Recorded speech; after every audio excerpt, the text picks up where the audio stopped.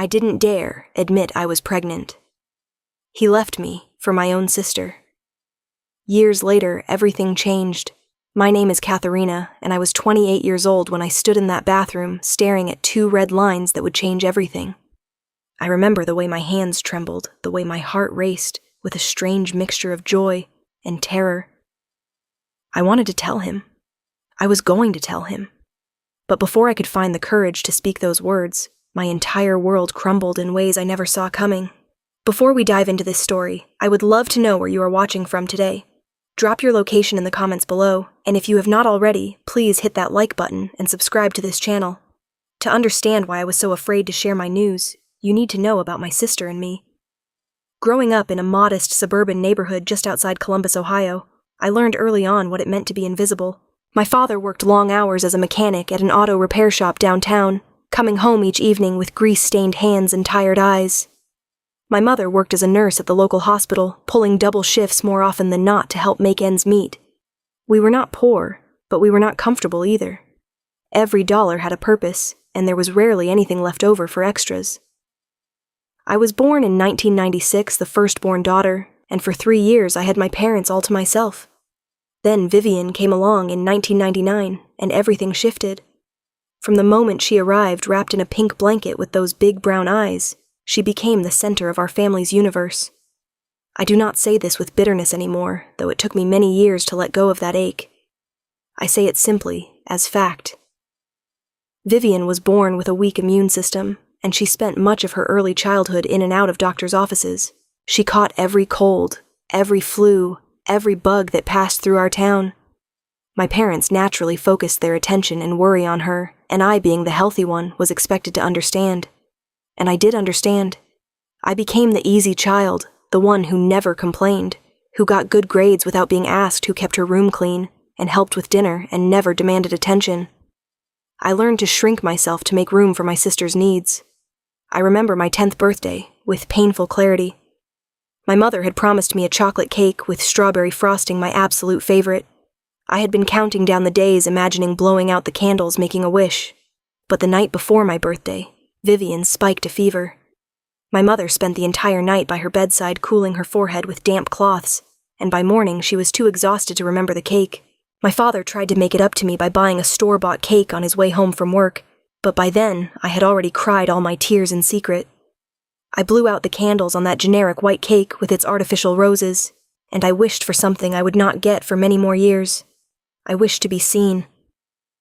As we grew older, the pattern continued, but evolved. Vivian outgrew her childhood illnesses, but she had grown accustomed to being the center of attention, and she found new ways to keep the spotlight on herself. She was undeniably beautiful, with long chestnut hair that fell in natural waves, high cheekbones, and a smile that could light up any room. I was pretty enough, I suppose, but in a quieter way.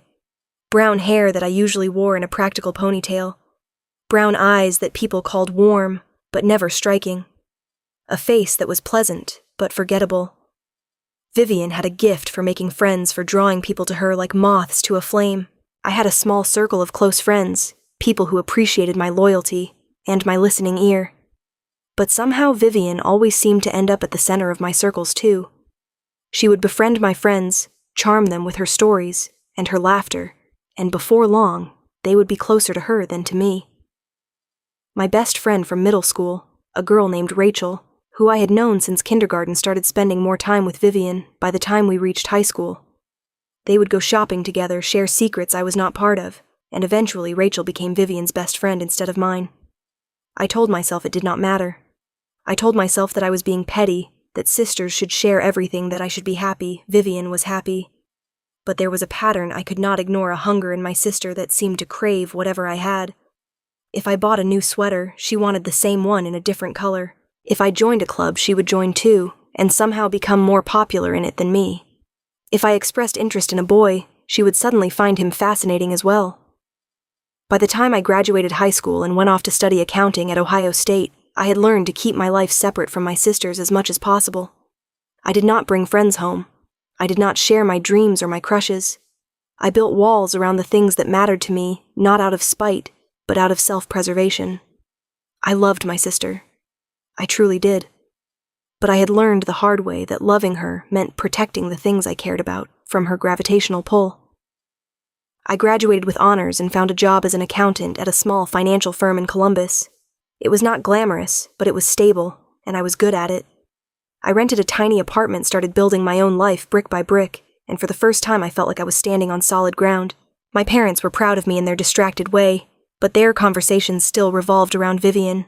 She had become a sales associate at a boutique downtown, a job that suited her perfectly, because it allowed her to charm customers and be surrounded by beautiful things. She called me occasionally, always wanting something, whether it was advice or money or a ride somewhere. I helped her when I could because that was what big sisters did.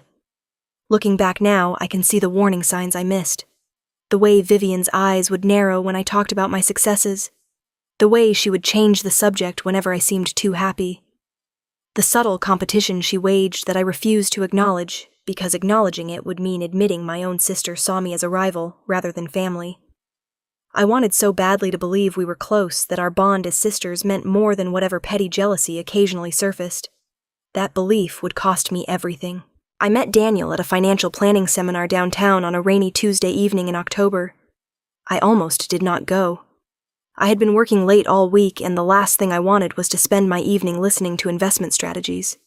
But my supervisor had mentioned that networking at these events could help my career, so I dragged myself to the conference center, grabbed a cup of lukewarm coffee, and found a seat near the back. He sat down next to me just as the presentation began. Tall, with warm brown hair that curled slightly at his temples, and green eyes that crinkled when he smiled. He leaned over and whispered that the speaker was putting him to sleep, and I had to stifle a laugh. We spent the rest of the seminar exchanging whispered commentary, and by the time it ended, I felt like I had known him for years. His name was Daniel. He was 30 years old, and he worked as a project manager for a construction company. He was originally from Cincinnati, but had moved to Columbus for work a few years back. He asked if he could buy me a real cup of coffee, one that was not lukewarm and watery, and I surprised myself by saying yes. We ended up talking until the coffee shop closed, and then we walked around the block twice because neither of us wanted the conversation to end. Daniel was different from anyone I had dated before. He was patient in a way that disarmed me. He asked questions and actually listened to the answers. He remembered small details I mentioned in passing and brought them up weeks later. On our third date, he surprised me with a book I had mentioned wanting to read, and I nearly cried because no one had ever paid that much attention to me. We took things slowly at first. I was cautious by nature, always waiting for the other shoe to drop. But Daniel never pushed. He let me set the pace, and he showed up consistently day after day, week after week. He would cook me breakfast on Saturday mornings, making pancakes from scratch because I once mentioned they were my favorite. He would text me good morning every single day without fail. He would listen to me vent about work frustrations and never try to fix everything, just held space for my feelings. After a year of dating, we moved in together. It was a one-bedroom apartment in a quiet neighborhood, nothing fancy, but it was ours. I remember the first night we spent there, sitting on the floor surrounded by boxes, eating pizza and laughing at how neither of us knew where we had packed the forks.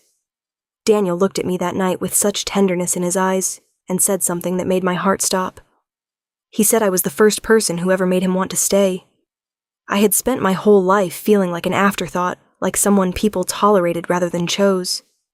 And here was this man, this kind and patient man, telling me he chose me. I believed him with every fiber of my being. Our second year together was filled with the quiet joys of building a life side by side. We developed routines and rhythms. Sunday mornings at the farmer's market, Wednesday night movies on the couch, cooking dinner together, dancing badly in the kitchen, falling asleep, tangled in each other's arms. I started allowing myself to dream about the future. A wedding in a garden somewhere surrounded by flowers. A house with a yard where children could play. Growing old together, rocking on a porch, still holding hands. For the first time in my life, I felt like I had found my place in the world. Daniel was my home. It was during our second Thanksgiving together that I finally brought him to meet my family. I had been putting it off, always finding excuses because I knew how these things tended to go.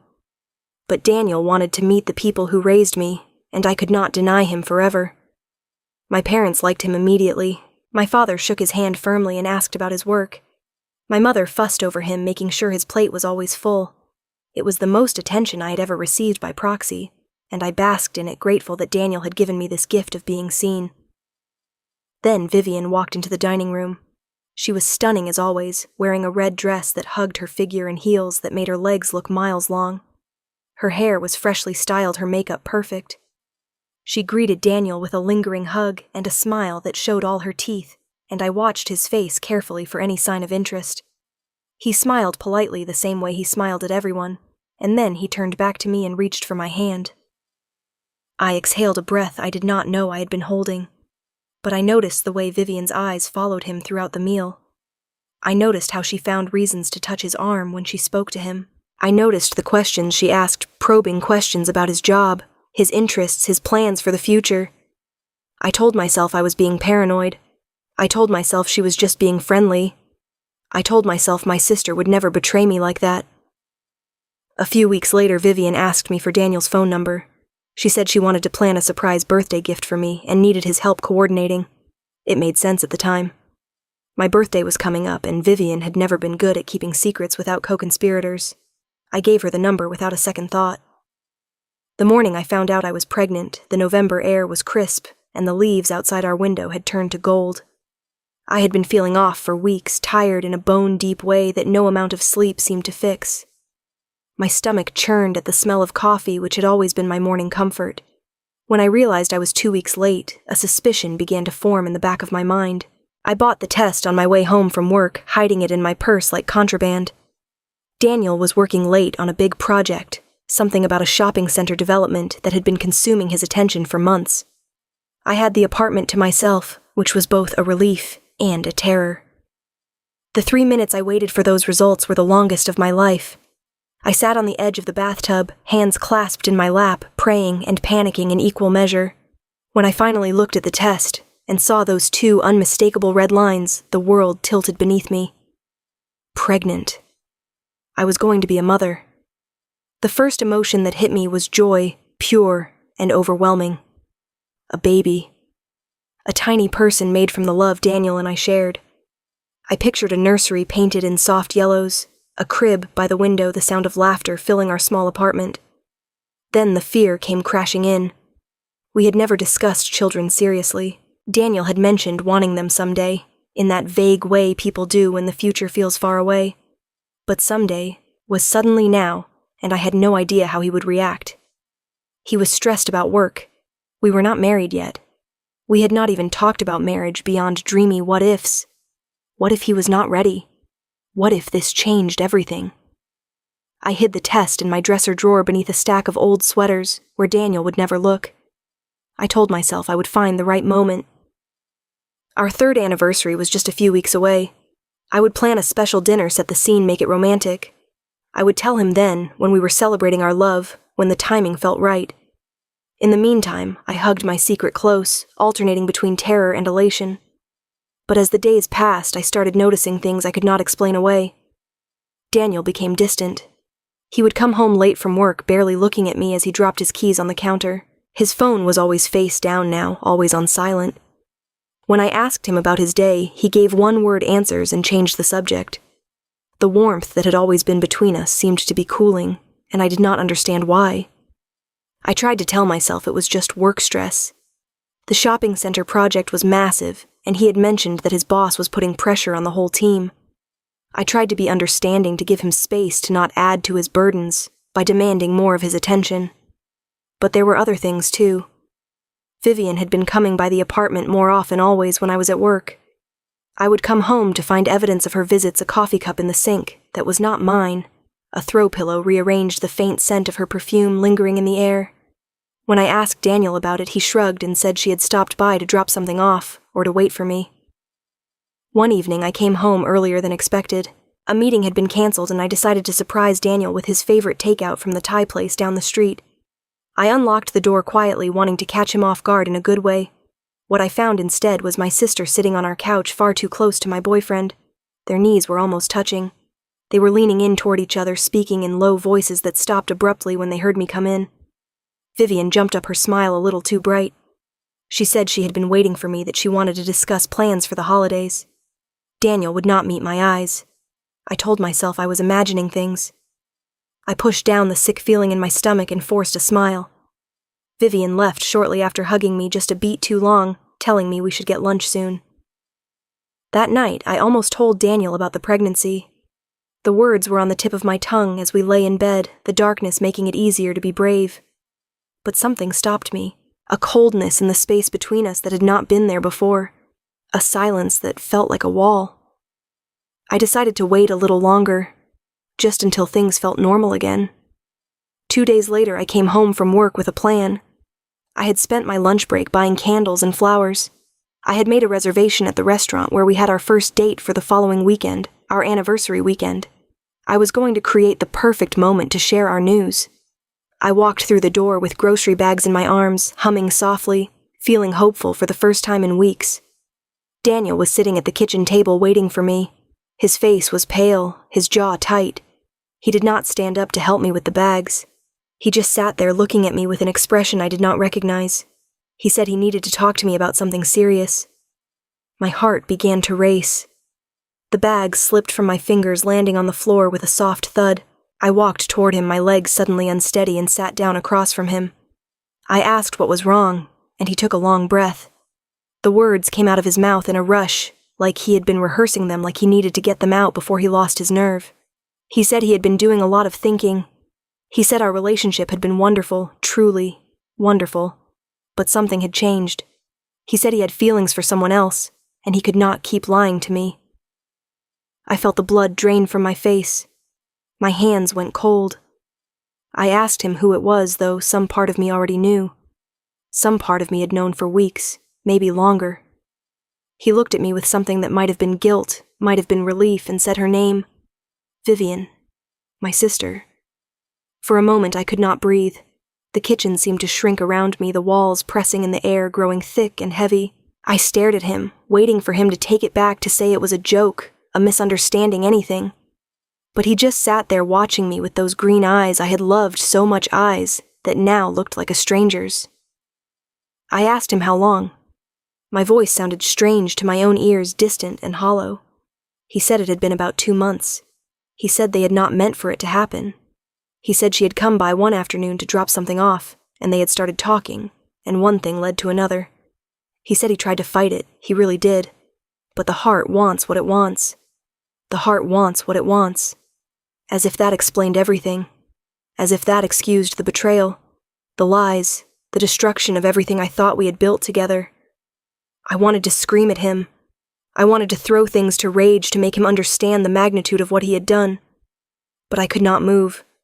I could not speak. I was frozen, trapped in a nightmare I could not wake up from. He told me they had been meeting in secret. Those afternoons when Vivian stopped by while I was at work, they were not innocent visits. Those late nights he blamed on work, some of them were spent with her. That phone he kept face down, always on silent, held messages I was never meant to see. He said he was sorry. He said he never wanted to hurt me. He said he had been trying to find the right way to tell me, but there was no right way. Was there, I finally found my voice, and it came out as a whisper.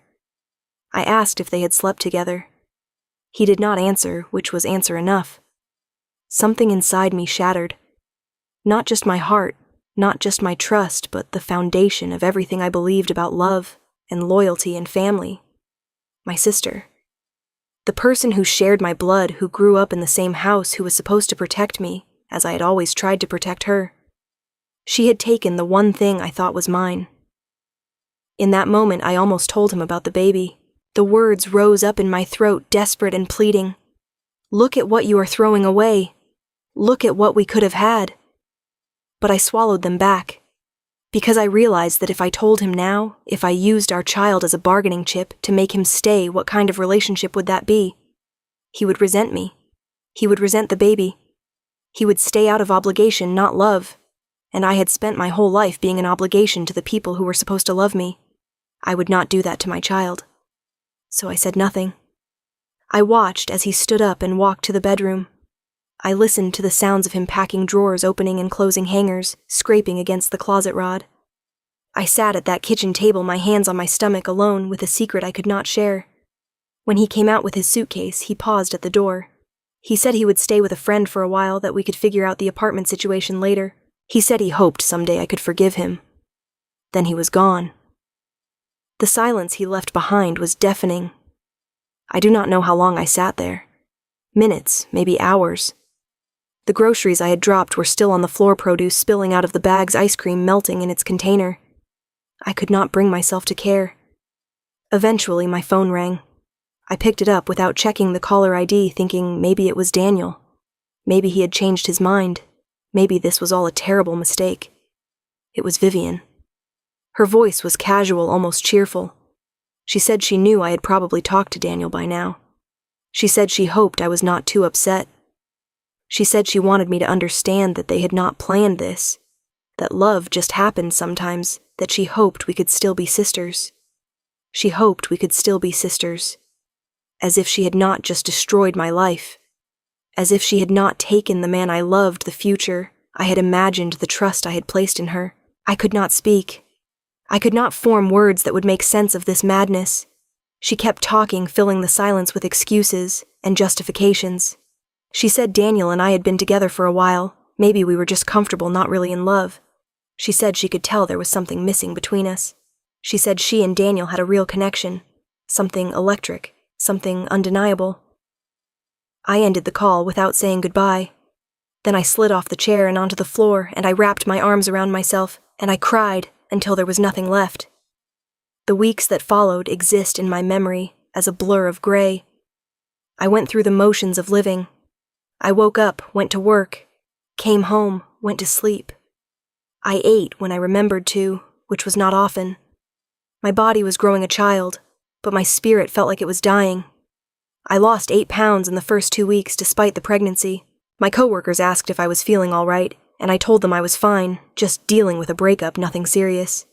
They gave me sympathetic looks and left caskets of cookies on my desk, which I could not stomach. My mother called a few days after Daniel left. She had heard about the split, presumably from Vivian, and her voice was cautious, careful. She said she knew I must be hurting, but she hoped I could find it in my heart to understand. Understand. She said that Vivian and Daniel were in love, and love was not something people could control. She said she knew it was complicated, but families had gotten through worse. She said she hoped I would not let this come between me and my sister. I listened to her speak, and I felt something I had never felt before toward my mother.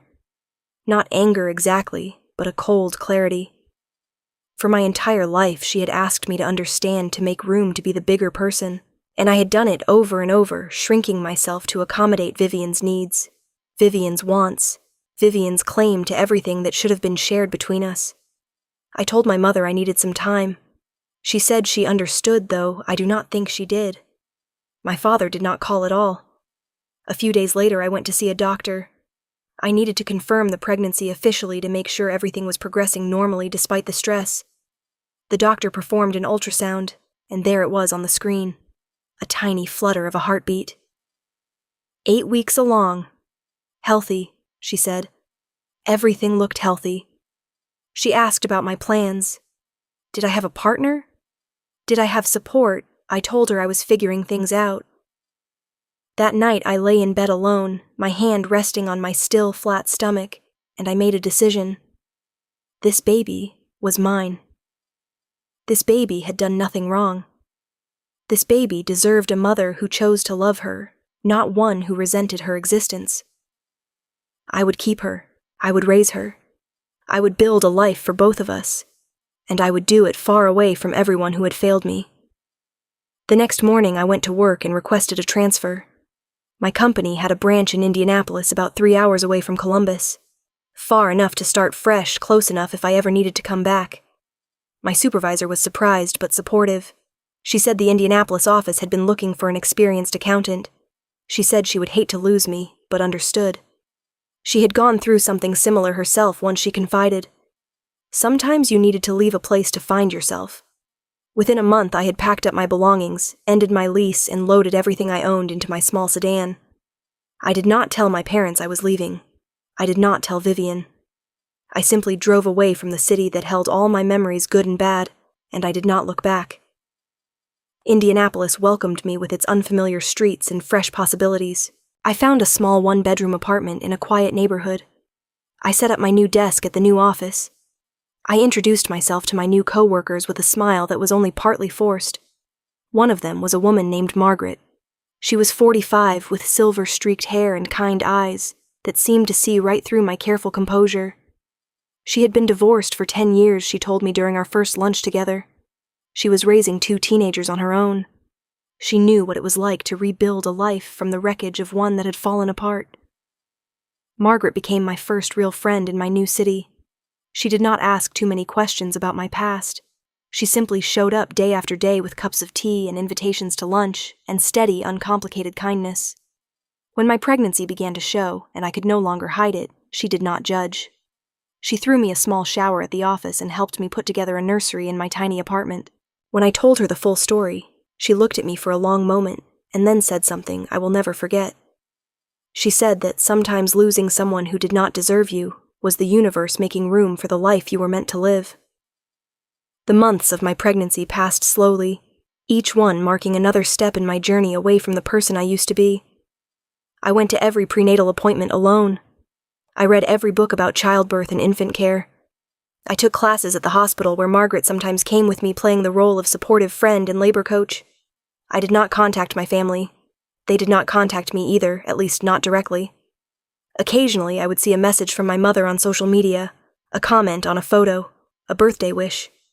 Surface-level gestures that required nothing of her. I responded politely and briefly, revealing nothing of my new life, nothing of the child growing inside me.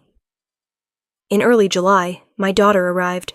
I named her Lily, after the flowers that used to grow in my grandmother's garden, a woman who had died when I was young, but whose kindness I still remembered. The labor was long and hard, but Margaret held my hand through the worst of it, and when Lily finally took her first breath and let out that tiny perfect cry, I wept with a joy I had never known was possible. She was beautiful. 10 fingers, 10 toes, a wisp of brown hair and eyes that would eventually settle into her father's green. But when I looked at her, I did not see Daniel. I saw myself. I saw hope. I saw a future I would build with my own hands. The first year of Lily's life was the hardest and the happiest of mine. I learned to function on 3 hours of sleep. I learned to change diapers with one hand while holding a bottle in the other. I learned the lullabies my grandmother used to sing, melodies I did not know I remembered until they came pouring out of me in the dark of night. I also learned that I was stronger than I ever imagined. I had been told my whole life in subtle and not so subtle ways that I was the supporting character in other people's stories, the reliable one, the understanding one, the one who made space for everyone else. But now I was the main character in my own life and Lily's, and I refused to let either of us down. 3 years passed. Lily grew from a baby into a toddler and then into a little girl with pigtails and an infectious laugh. She was clever and curious, always asking questions, always wanting to understand how things worked. She looked like me, but had her father's smile, a fact I tried not to dwell on. I was promoted to senior accountant and then to department head. I bought a small house with a backyard, a 2-bedroom bungalow, painted pale blue with white shutters. Lily had her own room filled with books and toys, and the soft animals she insisted on sleeping with every night. We had a good life, a quiet life, a life I had built from nothing. I had not heard from or about Daniel and Vivian in all that time. I had blocked both of them on social media, deleted their numbers, severed every tie I could. They were ghosts from another life, one I was determined to leave in the past. Then Margaret showed me the wedding announcement. She had come across it accidentally scrolling through a mutual acquaintance's page. There it was a photograph of Vivian in a stunning white gown, Daniel beside her in a charcoal suit, both of them smiling like they had won the lottery. The caption announced their upcoming wedding, a celebration of love and family, to be held at a luxury hotel in Columbus. My parents were listed in the announcement as the hosts. I stared at that photo for a long time, waiting for the rage to come, the grief, the jealousy. But what I felt instead was strange. It was distance. Like I was looking at strangers. Like their happiness or unhappiness had nothing to do with me anymore. I almost scrolled past, almost let it go, almost continued with my quiet life. Then the wedding invitation arrived. It came to my new address, which meant someone had gone to the trouble of finding out where I lived. Inside on thick, cream-colored cardstock were all the details. The date, the time, the venue, and at the bottom, written in Vivian's looping handwriting, a personal note. She wrote that she knew things had been complicated. She wrote that family was family no matter what.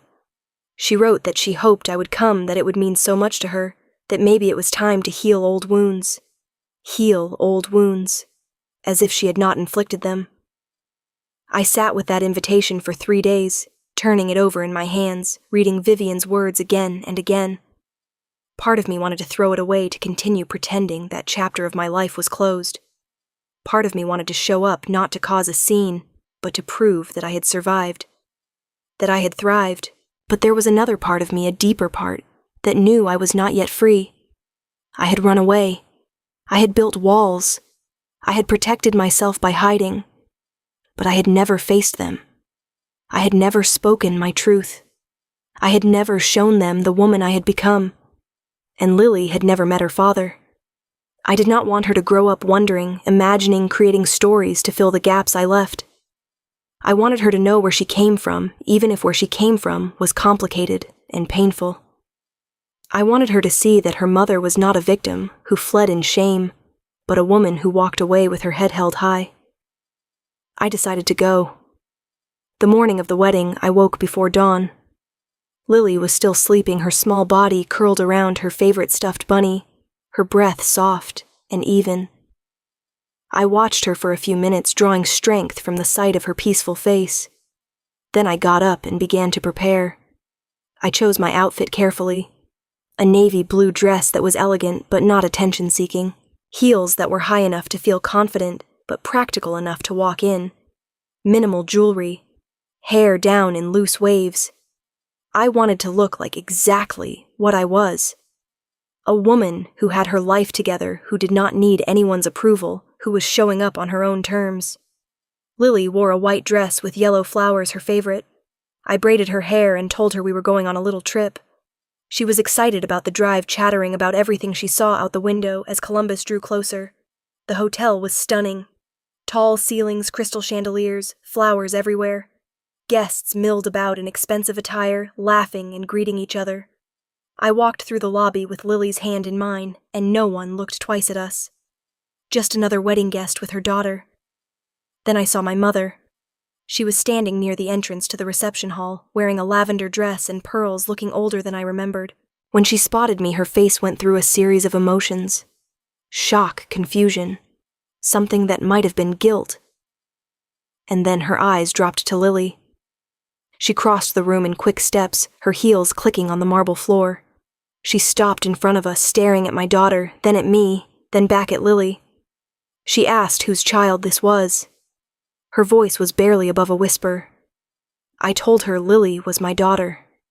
I told her she was 3 years old. I told her she was the reason I had disappeared without explanation, the reason I had needed to start over far away from everyone who had hurt me. My mother's face crumpled. She reached out a hand as if to touch Lily, then pulled back uncertain. She asked why I had not told her, why I had not let them help, why I had gone through it alone. I looked her in the eye and told her the truth. I told her that when Daniel left me, I was already pregnant. I told her that no one in our family had ever put me first, not once in my entire life, and I was not about to let my child be raised with the same message. I told her I had found support elsewhere, from people who showed up for me without being asked. She started to cry. I felt nothing. Or maybe I felt everything at once, so many emotions crashing together that they canceled each other out. But I did not comfort her. That was not why I was here. My father appeared then, looking confused by the commotion. When he saw Lily, when he put the pieces together, his face went pale. He looked at me with something I had never seen from him before. Regret, maybe. Recognition, finally, of everything he had missed. I did not have time for their realizations. I was here for something else. I asked where Daniel was. I found him in a side room adjusting his tie in front of a mirror. He was alone, his groomsmen having stepped out. He did not hear me enter at first, so focused was he on getting the knot just right. I said his name. He spun around and the color drained from his face when he saw me. Then his eyes moved down to Lily, who was standing beside me, looking up at this stranger with innocent curiosity. Recognition hit him like a physical blow. I watched it happen. The widening of his eyes, the slack jaw, the hand that reached out toward the wall for support. He looked at Lily, at her green eyes, at the shape of her face, and he knew. He asked if she was his. His voice cracked on the words. I told him yes.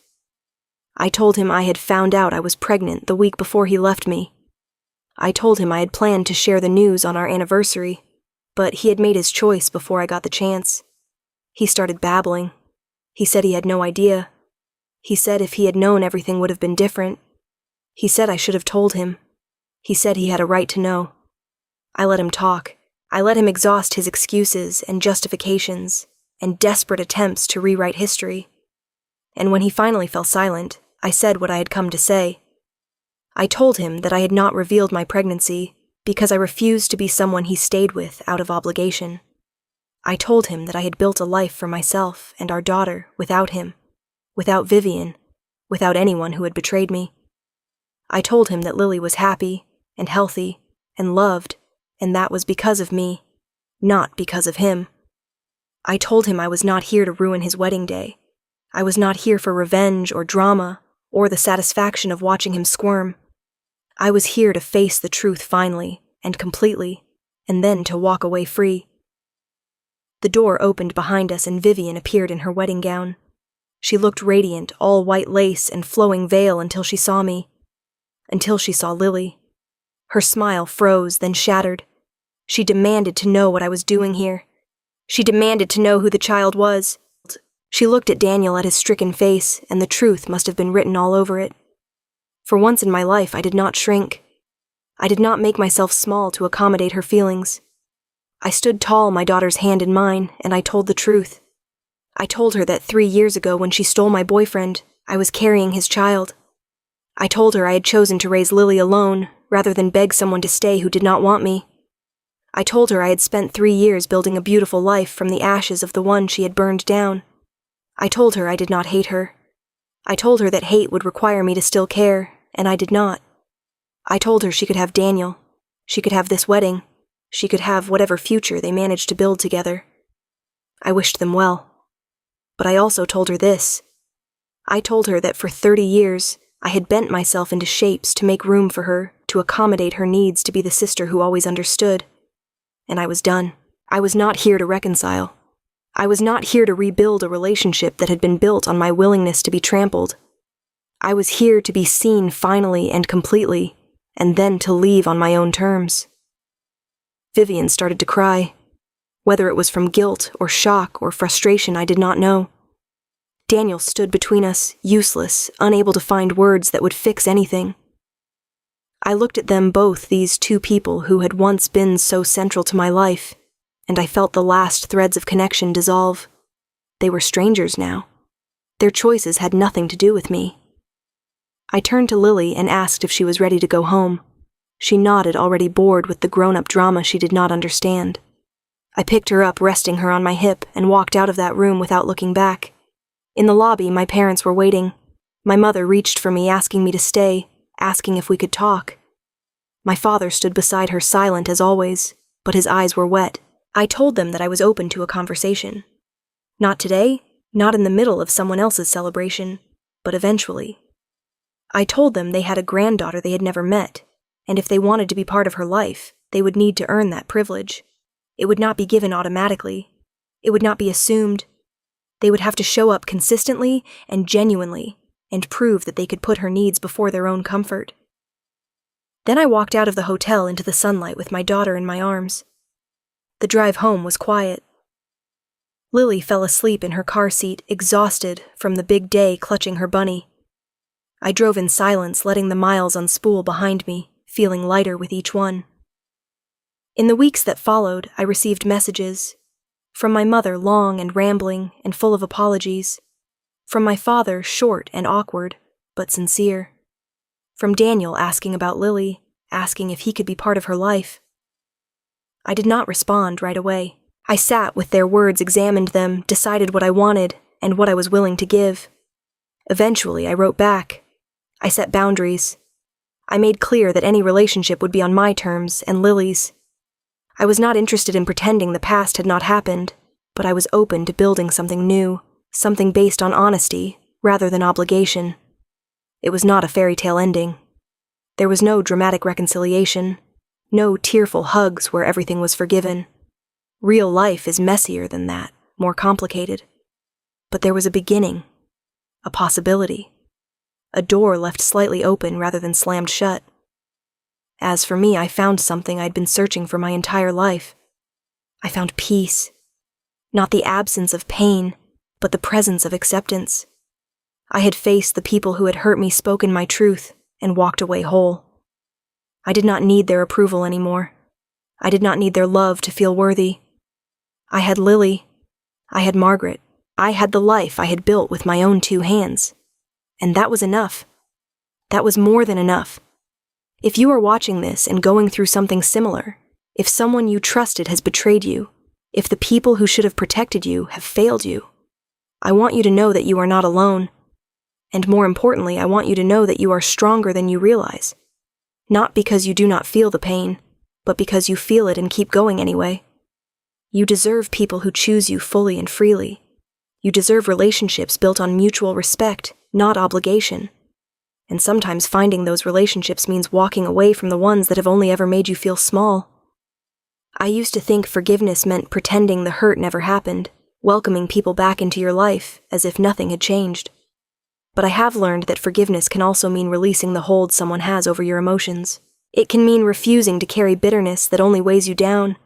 It can mean wishing someone well from a distance while protecting your peace. Lily asked me once when she was a little older about her father. I told her the truth in age-appropriate terms. I told her that her father and I had loved each other once, but that love had ended before she was born.